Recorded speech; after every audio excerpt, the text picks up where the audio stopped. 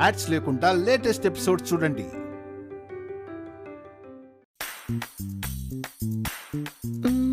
ఏంటి శ్రీవారు, చూస్తుంటే నీ ఫ్యాన్స్ నాకే పోటీ వచ్చేలా ఉన్నారు.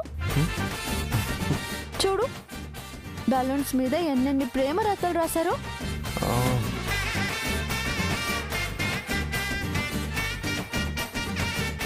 ఆగు, నేనే చదువుతాను. ఏమే మనవరాలా, రాత్రి నుంచి ఏదోలా నా మనవడికి శుభాకాంక్షలు తెలుపుతూనే ఉన్నావు కదా. ఇప్పుడు వాళ్ళ శుభాకాంక్షలు కూడా నీ నోటితోనే చెప్తానంటావు. అర్థమైందిలే.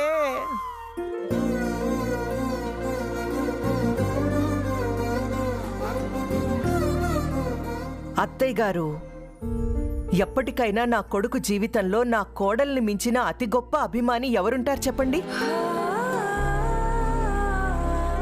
ఆ మధ్య ఫ్యాన్ ఈవెంట్లో కూడా లక్కీ ఫ్యాన్ గా నా కోడలే గెలిచింది కదా.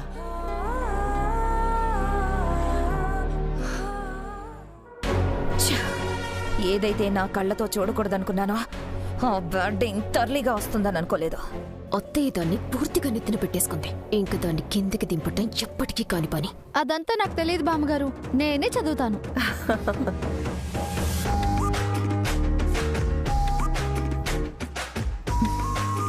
డియర్ రాక్ స్టార్, గగనాన మేఘం వర్షిస్తుంది, నీ పాట వింటే నా హృదయం పులకరిస్తుంది.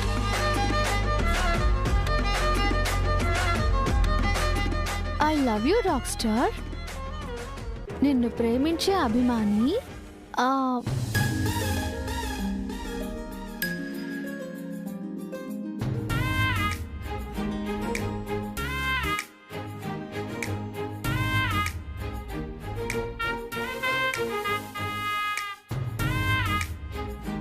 ప్రేమతో చైత్ర.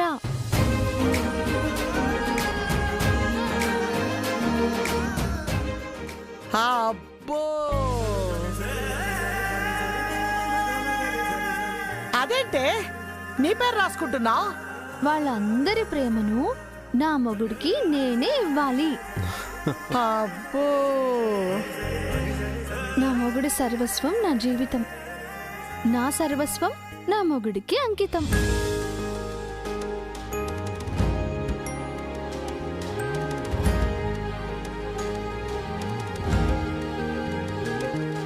హ్యాపీ బర్త్డే విరాజ్ గారు. Thank you. నేనే మీకు డై హార్ట్ ఫ్యాన్ ని. ఎవరైనా సరే నా తరువాతే.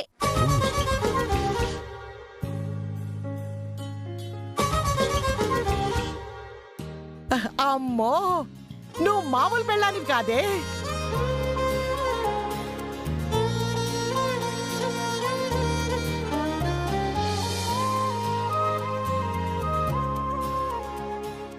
సరే సరే, మిగతాయి కూడా చదువు.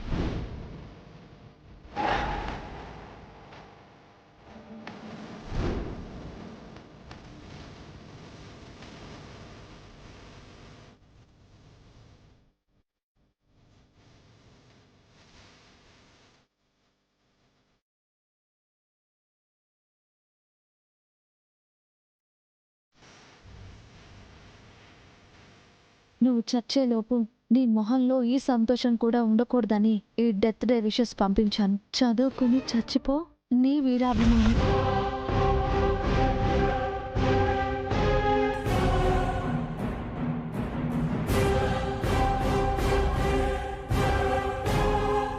చైత్ర, ఏమైంది అలా ఫ్రీజ్ అయిపోయావు? ఏం రాసింది దాని మీద?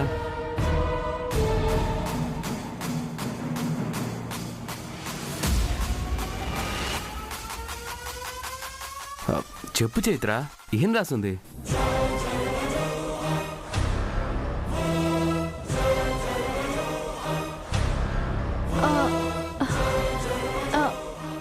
ఐ డై ఫర్ యూ అని రాసుంది ఆనంద్ గారు.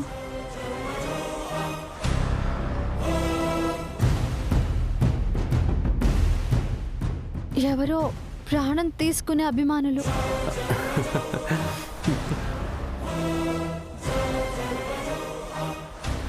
నా భర్త జోలికొస్తే వాడెవడైనా బతకడు, చంపేస్తాను వాణ్ణి. నా కన్నయ్యని ఎవరో టార్గెట్ చేశారు. వీటిలో ఏదైనా ఉండే అవకాశం లేకపోదు. కన్నయ్య, ఇంకా ఇవన్నీ చూడడం చాలు. ఇవన్నీ చూడాలంటే ఈరోజు నీ బర్త్డే వేడుకంతా ఇవి చూడడానికి చదవడానికి సరిపోతుంది. వెళ్దాం పదా. అంతేనా? లేకపోతే నిన్ను మించిన మహా అభిమానులు ఎవరైనా మరచిపోలేని గిఫ్ట్ పంపిస్తే దాన్ని చూసి మీ ఆయన మనసు చలించిపోతుందన్న భయమా?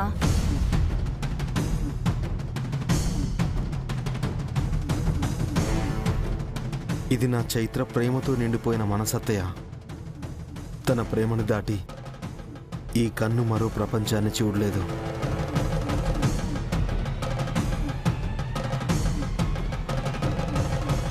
తను లేని ప్రపంచం నాకు శూన్యంతో సమానం. బాలే చెప్పావురా మనవడా. నోరు తెలిస్తే చాలు, ఒక్క మాట అయినా మంచి మాట రాదేంటే నీకు? పొరపాటునైనా ఏదైనా మంచి మాట నీ నోట్లో నుంచి జారి పడుతుందేమో అనుకుంటే అది జన్మలో జరిగేలా లేదు.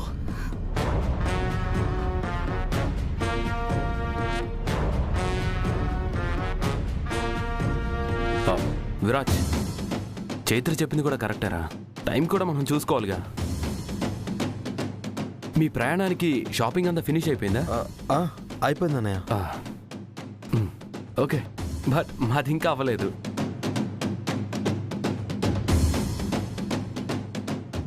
స్మైలీ, పద మనం షాపింగ్కి వెళ్దాం. ఆనంద్, ఇప్పుడు నీతో తనెందుకురా?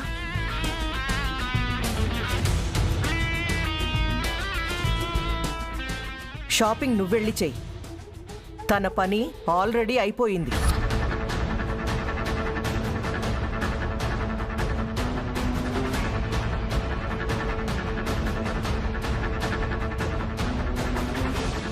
లగేజ్ కూడా సర్దేసుకుంది. ఇంక తను బయలుదేరడమే ఆలస్యం. అవునా? నీ పని అయిపోయిందా?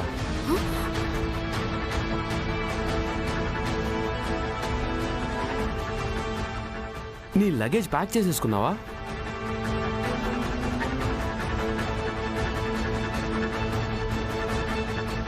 అయిపోయింది ఆనంద్ గారు. ఇది నేను ఎక్స్పెక్ట్ చేయలేదు. కలిసి వెళ్దాం అనుకున్నాను, దాన్ని నువ్వు కుదరనివ్వలేదు. ఏం చేస్తాం, నిన్ను వదిలేసి నేను ఒక్కడనే వెళ్తాను.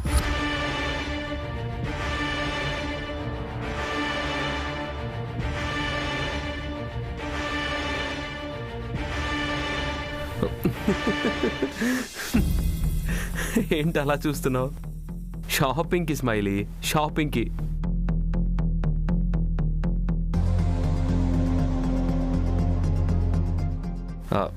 సరే, నేను వెళ్ళొస్తాను.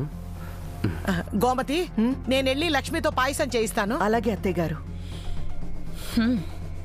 మీరు ఈ హ్యాపీ సెలబ్రేషన్లో మునిగిపోండి. నేను చేయాల్సిందేంటో నేను చేస్తాను.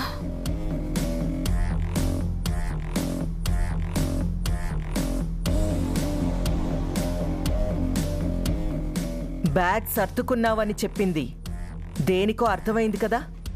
నిన్ను బయటికి గెంటేయడానికి.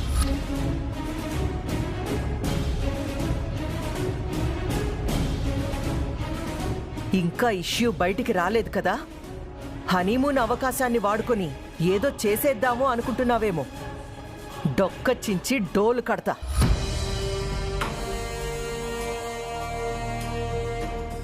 అక్కడే నీ బతుకేంటో బయట పెడతా. నా కొడుకు బాధపడతాడని కూడా చూడను.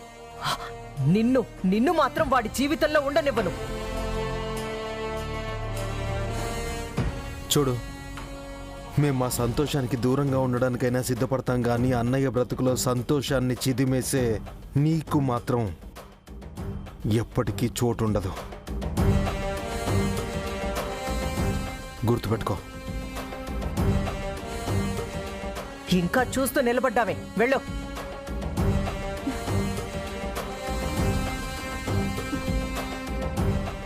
చైత్ర, వీళ్ల గురించి ఆలోచిస్తూ మీ సంతోషాన్ని పాడు చేసుకోవద్దు. స్మైలీ సంగతి నేను చూసుకుంటాను, సరేనా?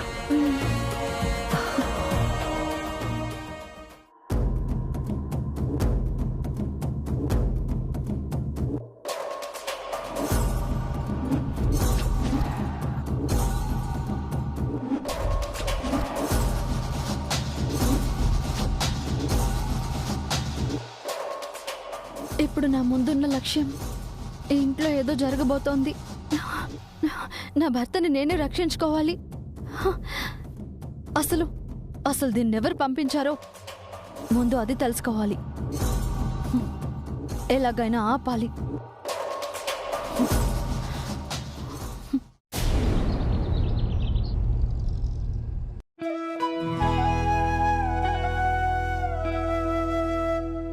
రాక్ స్టార్ కి పంపిన బర్త్డే గ్రీటింగ్స్ అందుకునే ఉంటారు. కానీ శుభవేళ రాక్ స్టార్ ని కలిసి మనస్ఫూర్తిగా సంతోషంగా వాళ్ళతో జరుపుకోవాల్సిన వేడుక గ్రీటింగ్స్ తో ఆర్టిఫిషియల్ గా విషెస్ చెప్పాల్సి వచ్చింది. అంతా ఈ పృథ్వీగాడి వల్లే. అయినా తప్పదు కదా. వీడి నీడ అక్క జీవితం మీద పడకూడదంటే నీడలా వీడి పక్కనే ఉండాల్సిందే.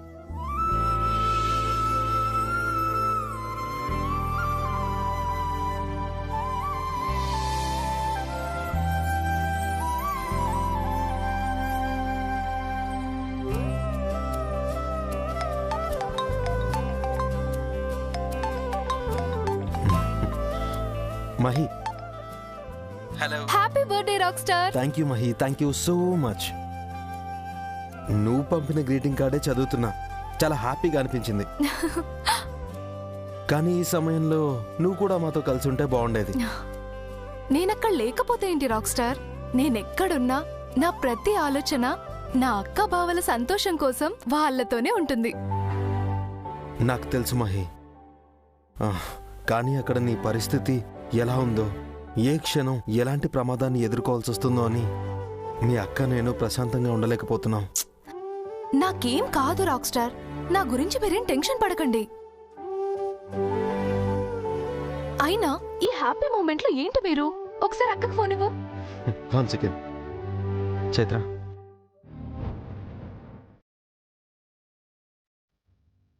చైత్ర,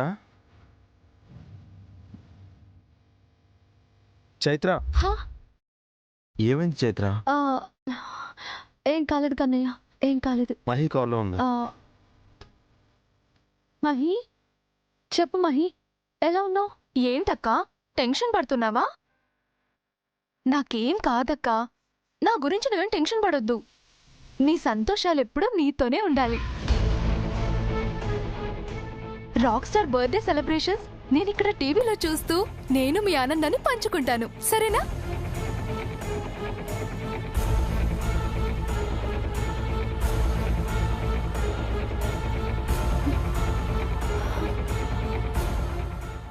సరే మహి, అదే నువ్వైతే జాగ్రత్తగా ఉండు. సరే అక్క, నేను జాగ్రత్తగానే ఉంటాను, సరేనా? నా గురించి మీరు అస్సలు దిగులు పడొద్దు. ఉంటానక్క.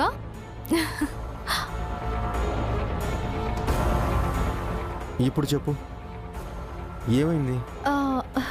ఏం లేదు కన్నయ్య, ఏం లేదు. ముందు ఈ గిఫ్ట్స్ అన్ని ప్యాక్ చేసి పక్కన పెట్టాలి. తీసుకో.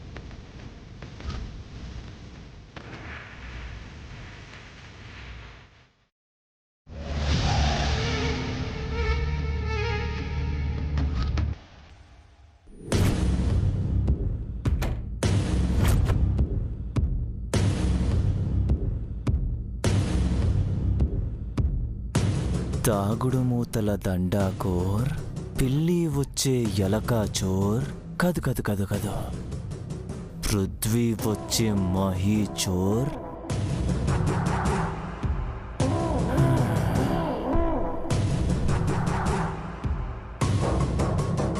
ఏంటి మహి, దొరికిపోయినని షాక్ అవుతున్నావా?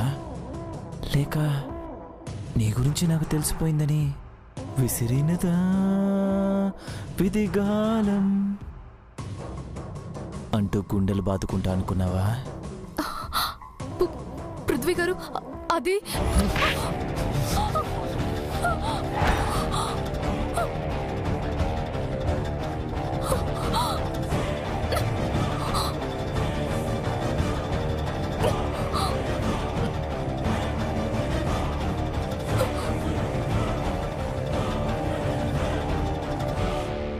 కవరప్ చేసి ఇది కాదండి అది, అది కాదండి ఇది అంటూ బ్యాలెన్స్ చేయడానికి నువ్వేమీ నాకు సడన్గా ఫ్రెష్గా దొరికిపోలేదా? ఆల్రెడీ నువ్వు దొరికిపోయాకే ఇదంతా జరిగిందే.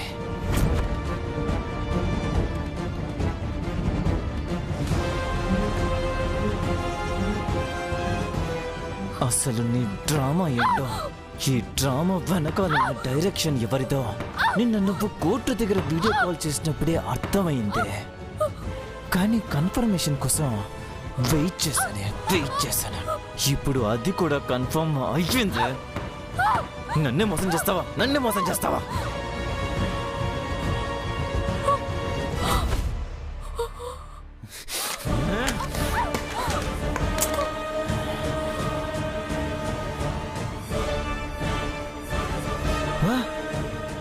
What a పర్ఫార్మెన్సే! చాదు నా కొడుకుని, నన్నే నీ పర్ఫార్మెన్స్ తో ఎర్రి నా కొడుకుని చేసావు కదే.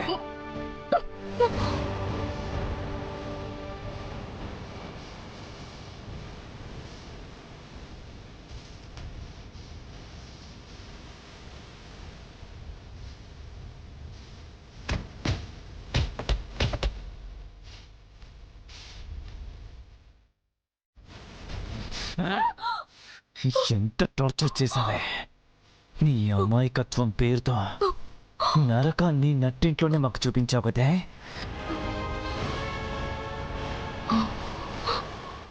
ఏంటే ఆ చూపేంటే? దొరికిపోయాక కూడా ఇంకా ఏదో చేసేయాలి అన్నట్టు ఏంటే ఆ కళ్ళల్లో కసి? చూపు తిప్పను. ఏం చేస్తావు?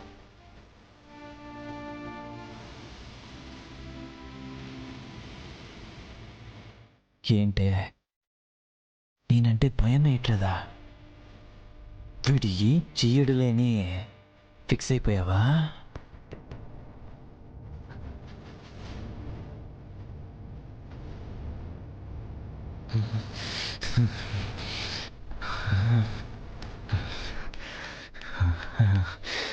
చంపేస్తా, నేను ఈరోజు చంపేస్తా.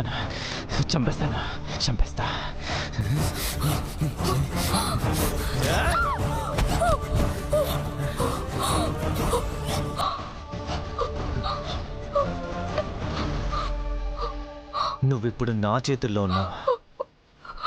ఇక మీదట నువ్వు బతుకున్నావో లేదో కూడా అది నేను చెప్తేనే బయటకు వస్తుంది.